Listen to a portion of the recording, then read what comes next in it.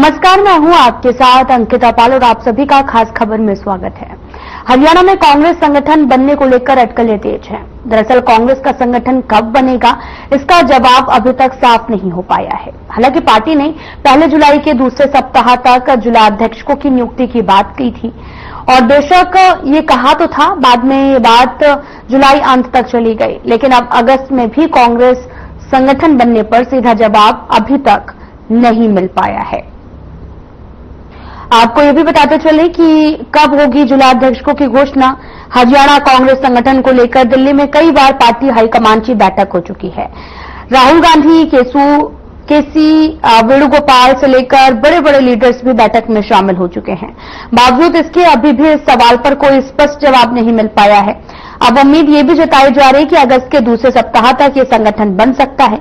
जिला अध्यक्षों की सूची में हो रही देरी के पीछे क्या वजह है, और अभी तक कांग्रेस के नेता प्रतिपक्ष भी नहीं बन पाया है, जबकि विधानसभा के मानसून सत्र की तारीख भी तय हो चुकी है, लेकिन कांग्रेस के पास अभी तक कोई स्पष्ट जवाब नहीं है। आपको बताते चलें कि कांग्रेस संगठन कब तक बनकर तैयार होगा, इसका अभी कुछ भी अता पता नहीं है। लगातार बैठकों का दौर भी जारी है और पार्टी ने जुलाई के दूसरे सप्ताह तक जिलाध्यक्ष की नियुक्ति की बात कही थी, लेकिन अभी तक कोई विस्तार नहीं हो पाया है। कांग्रेस आगामी त्रिस्तरीय पंचायत चुनाव और 2027 विधानसभा चुनाव से पहले संगठन को बूथ स्तर तक खड़ा करने की कोशिश में जुटी है। कांग्रेस कमेटी के महासचिव और प्रदेश प्रभारी अविनाश पांडे ने संगठन सृजन अभियान की समीक्षा की है। उन्होंने पिछले महीने बनाए गए 21 जोनल कोऑर्डिनेटर को संबोधित करते हुए अपने अनुभवों का उपयोग कर इस अभियान को तेजी से पूरा करें। आप सभी अनुभवी राजनीतिक हैं। आपके कुशल नेतृत्व में 31 अगस्त तक बूथ स्तर तक संगठन निर्माण की प्रक्रिया को पूरा किया जाएगा। बैठक में सभी जोनल कोऑर्डिनेटर ने अपने प्रभार क्षेत्रों में चल रहे कार्यों की प्रगति को साझा किया। पहली बैठक में प्रदेश के जोनल कोऑर्डिनेटर के साथ में हुई है। दूसरी बैठक प्रदेश के सभी जिलों से आए जिला कार्यालय सचिवों, कंट्रोल रूम इंचार्ज को संबोधित करते हुए अजय राय ने दी। आगामी पंचायत और विधानसभा चुनावों में आपकी भूमिका अहम होगी। आप जिला, प्रदेश और केंद्रीय कार्यालय के बीच समन्वय स्थापित करेंगे।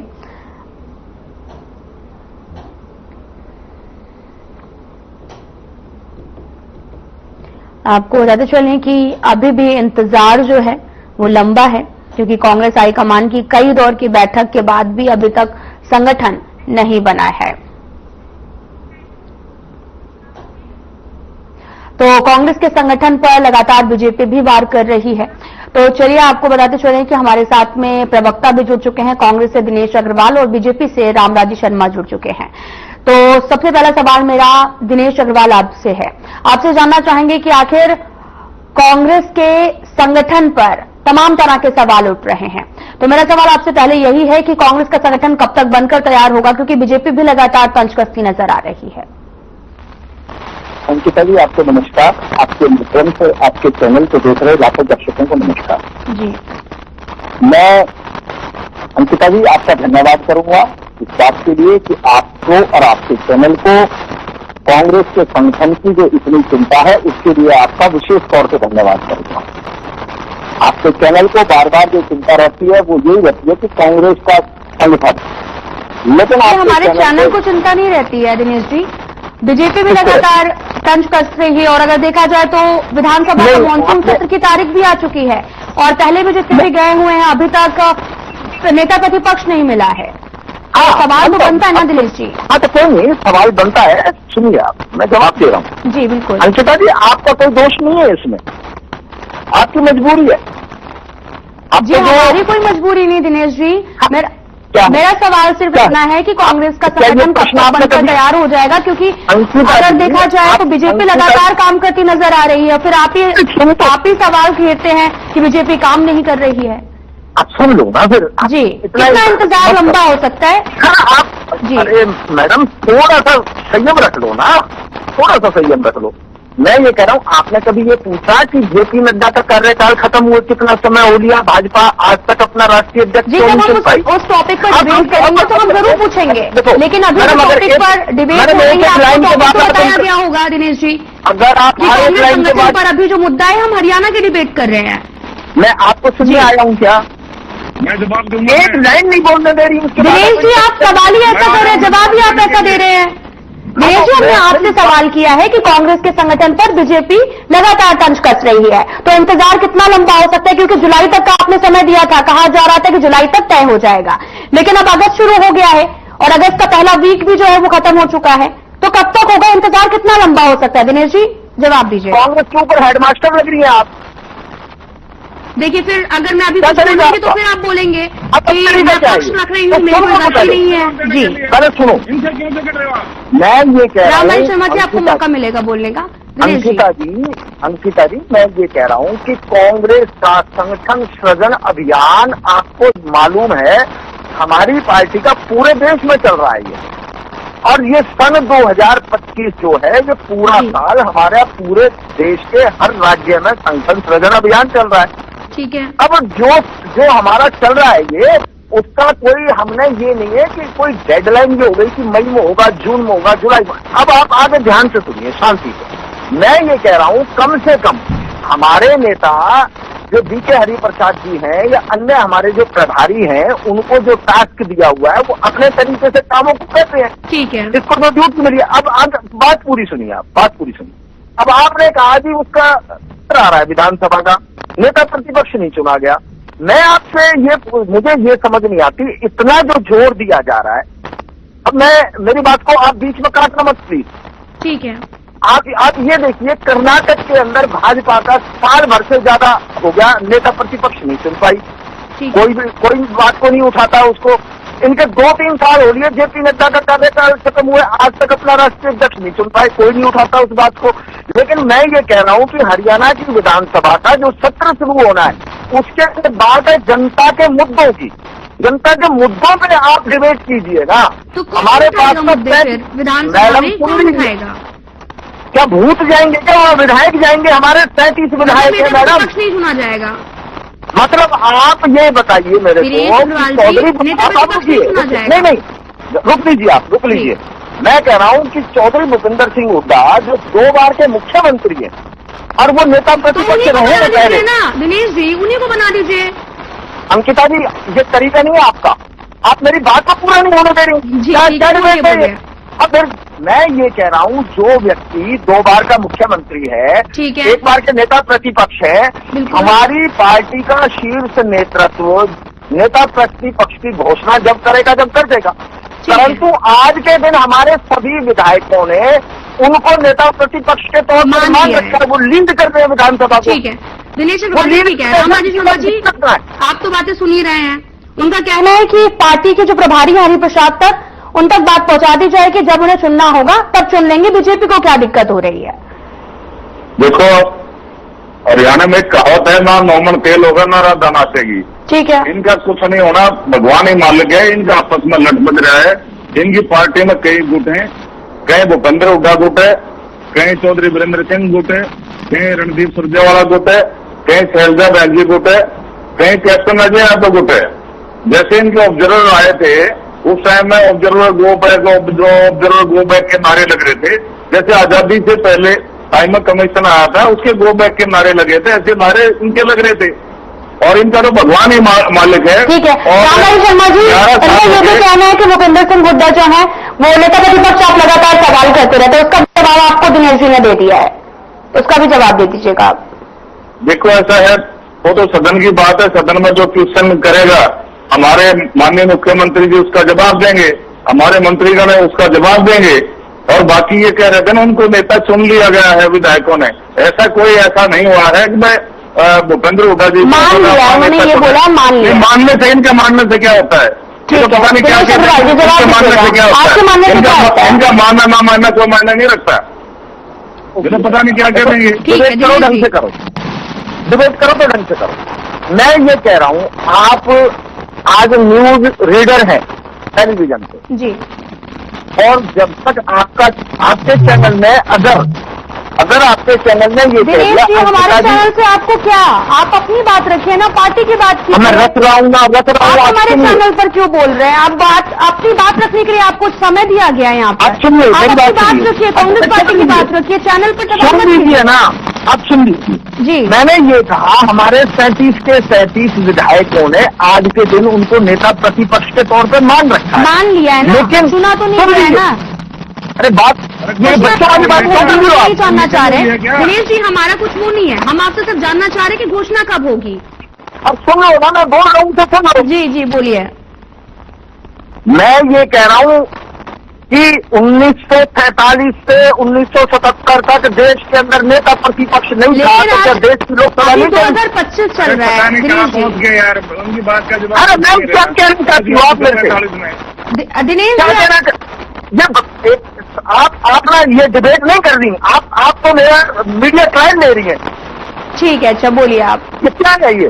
अब बात पूरी नहीं होने देगी, हम सुनो आप ठीक है, जरा। ठीक है, आप बोलिए। मैं ये कह रहा हूँ, सुनिए मेरी बात। देखिए, विधानसभा का सत्र है, ठीक है, सत्र के अंदर क्या होता है, सत्र में जनता से जुड़े मुद्दे उठाए जाते हैं। बिल्कुल। अब जब आप डिबेट में बैठी हैं तो एक प्रतिष्ठित न्यूज चैनल की एंकर का ये बनता है कि जनता किन चीजों से परेशान है, बिल्कुल। और अगर उन मुद्दों को विपक्ष नहीं उठा रहा है तो आप विपक्ष पे सवाल खड़े कीजिए। बिल्कुल। अगर उन मुद्दों के बारे में सत्ता पक्ष बात नहीं कर रहा है तो आप सत्ता पक्ष से सवाल कीजिए। ठीक है। मीडिया का काम है उस दल से बात करना जो जनता की आवाज को ना सुने और ठीक ना है। उठाए। अब मैं ये कह रहा हूं आपसे, सुनिए, इनकी पार्टी जब अरविंद शर्मा विधानसभा में खड़े होकर सदन के पटल पर इनके विधायक को कहते हैं कि 10 किलो गोबर दीजिए आइए, और वो लोग केवल पब्लिक के अंदर भ्रम बनाने के लिए ये कहते हैं कि कांग्रेस के अंदर फूट है। अरे भैया, कांग्रेस में फूट है, भाजपा में फूट है, किस में फूट है उसको छोड़ दो।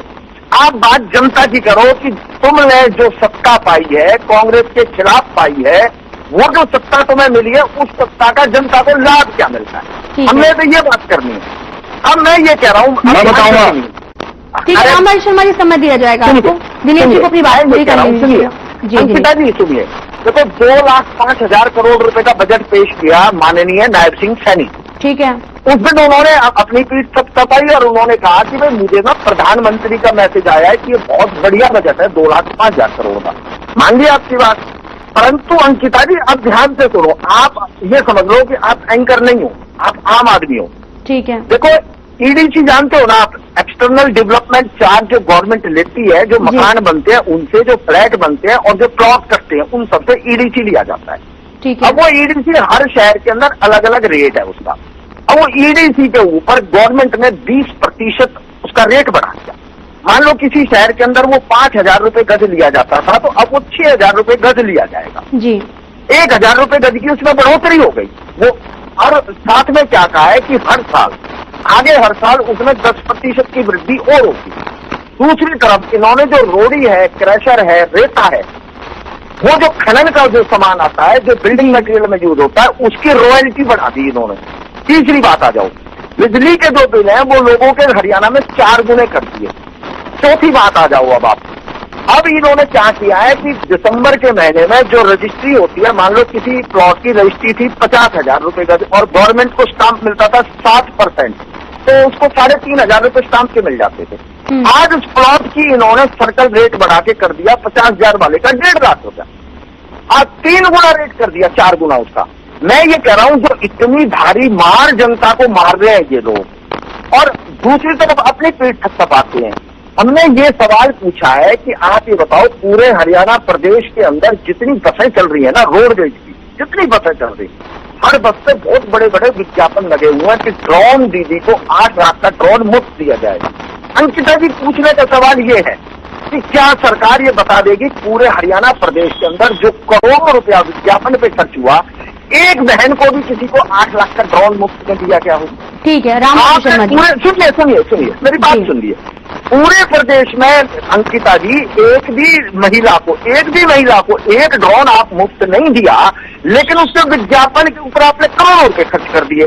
दूसरी बात, इसी तरीके से सरकार ने क्या किया, आयुष्मान योजना के नाम पर इन्होंने दुनिया भर का अरबों रुपया जो है ना विज्ञापनों पे खर्च कर दिया। इनका एक अखबार आता है उनका, आरएसएस का, राष्ट्रीय स्वयंसेवक संघ का, पांचजन्य, अखबार भी है, मैगजीन भी है, सरकार उसको थोक में विज्ञापन दे रही है फटाफट 5 जनवरी को। लेकिन सरकार ये नहीं बताती कि वो जो आयुष्मान योजना है उसका पूरे हरियाणा का जो बजट इन्होंने शुरू में दिया ना, योजना का बता रहा हूं आपको, आप 1 मिनट अंकिता जी लिख लो जी। 2,62,500 करोड़ रुपए की योजना बनाई 1 साल की।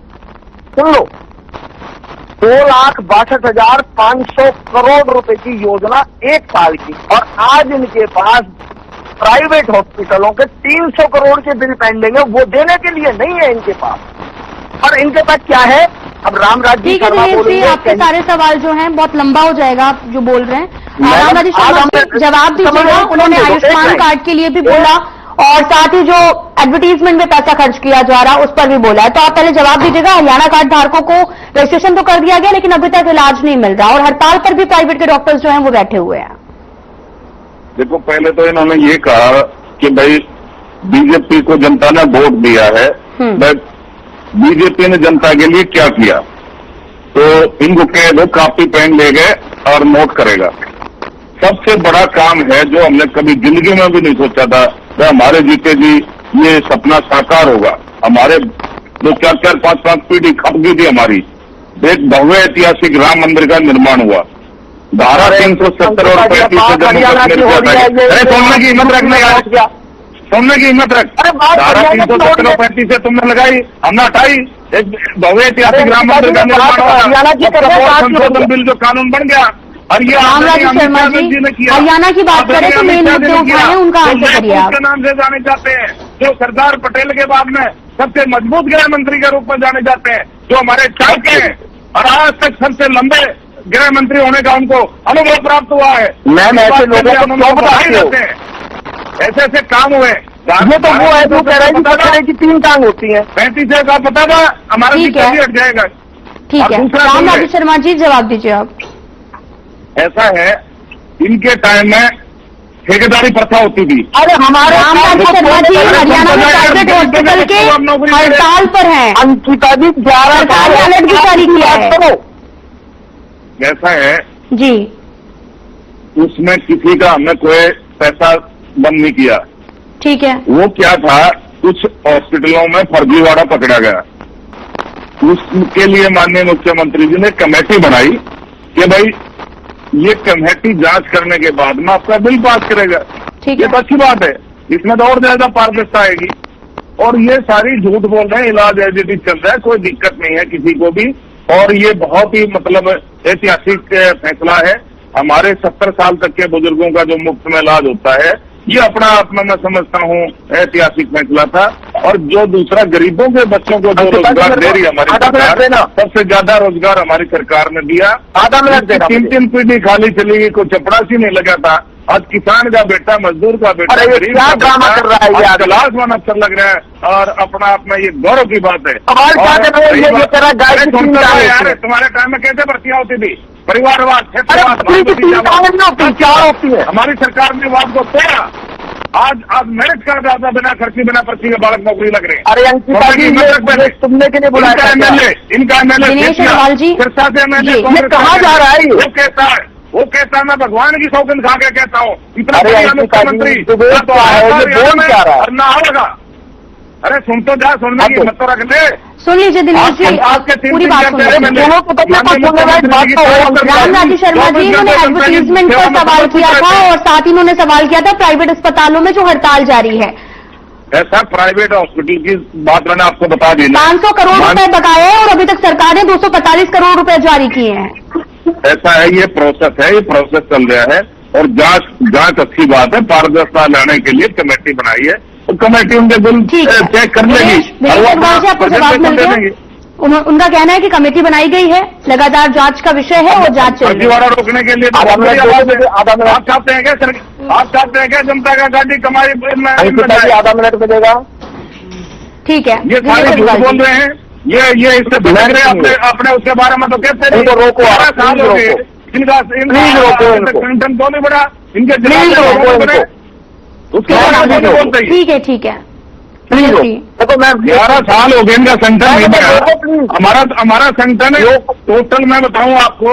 ठीक है दिनेश अग्रवाल जी, आपको जवाब मिल गया। प्रदेश अध्यक्ष हैं केंद्र शासित प्रदेशों के और हमारे प्रदेशों में 36 प्रदेशों पे का हमने चुनाव कर लिया है, बचे रहे हैं, हमारा तो संगठन पूरा तैयार हो चुका है। मैडम ये कमेंट्री क्या है? बूथ अध्यक्ष है हमारा क्या नाम है, पन्ना प्रमुख है, मंडल अध्यक्ष है, ठीक है रामराजी शर्मा जी, जिलाध्यक्ष है, सारी कार्यकारिणी बनानी गई हमने। सरकार भी आपकी है ट्रिपल इंटर की, चुनाव कर दिया है, ऑब्वियस सी बात है कि चीजें होंगी। दिनेश अग्रवाल जी जी देखिए मेरी बात बहुत शॉर्ट में बताऊंगा आपको। देखो माननीय प्रधानमंत्री जी ने एक योजना लागू करी, आयुष्मान योजना, ठीक है, उसमें उन्होंने कहा टॉपिक पे बोल रहे रामराजी शर्मा जी सुन लीजिए। बोल टॉपिक पे मैडम इसको रोकोगे नहीं आप? पता है बहुत बढ़िया योजना है, टॉपिक पे क्यों नहीं बोलता?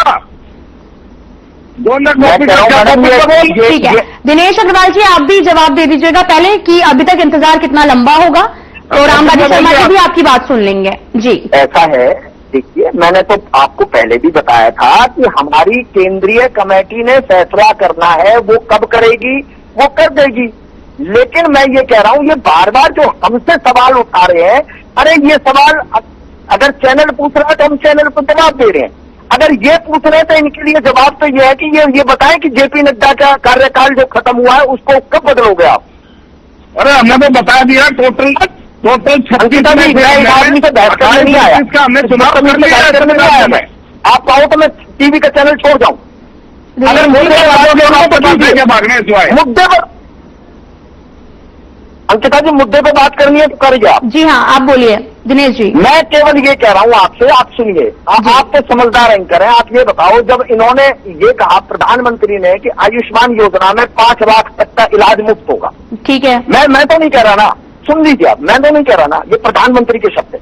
दूसरा उन्होंने कहा कि प्राइवेट हॉस्पिटलों में जो इलाज होगा उसमें डॉक्टरों को पैसा 15 दिन के अंदर ट्रांसफर हो जाएगा। तीसरी बात, हरियाणा सरकार ने 52,50,000 बीपीएल के कार्ड बनाए, मैंने नहीं बनाए, इनके बनाए हुए।